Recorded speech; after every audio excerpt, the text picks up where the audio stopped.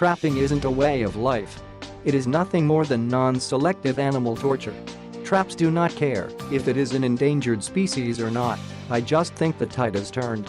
There are too many people out there on those public lands, and it's like we're walking through a minefield," said a New Mexico man whose dog died in a trap. An illegally set steel cable trap likely intended for bobcats caught David Clark's dog Roxy around the neck while they were on a walk on public land near Santa Cruz Lake in New Mexico. Clark said he couldn't figure out how to release Roxy and had to watch his best friend suffocate in his arms. Nearly 225 miles to the southwest near Roswell, New Mexico, Mike Horn expects to lose at least a third of his sheep herd again this year because of increasingly audacious coyotes that are also beginning to attack his cattle. Traps are one of the key tools to protect his herd and livelihood in an increasingly challenging market, he said. The two men, who have never met, are in some ways the faces of the two sides of trapping in the United States that fundamentally disagree about the use of land and the impact of trapping on wildlife. Farmers and trappers say that an increasing number of bills that would further regulate the practice across the country is putting their way of life in jeopardy.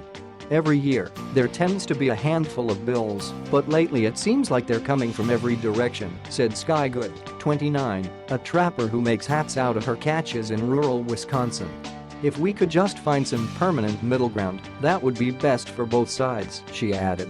New Mexico is the latest battleground for trapping.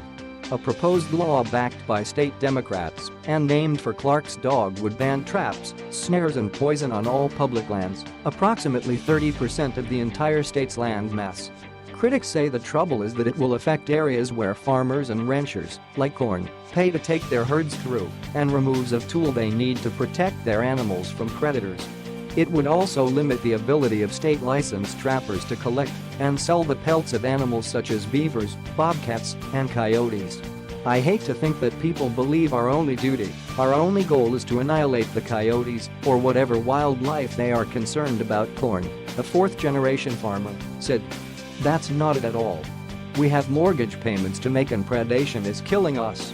The land where Roxy got caught in a trap was already illegal for trappers, and the man who set the trap is facing criminal charges that include more than 30 counts for violating numerous trapping laws. None are related to Roxy's death. While opponents to the new bill say this shows that the laws on the books are working, Clark said that more regulations are necessary and that the trade should be restricted from all public land. "I understand where the trappers and ranchers are coming from, but I just think the tide has turned," Clark, a retired ecologist, said from his home in Espanola, New Mexico. "There are too many people out there on those public lands, and it's like we're walking through a minefield." That sentiment has made its way to numerous state houses across the country during the past 20 years, which has led to huge limits on trapping as a trade. Source: farmers and trappers say limiting animal trapping threatens a way of life.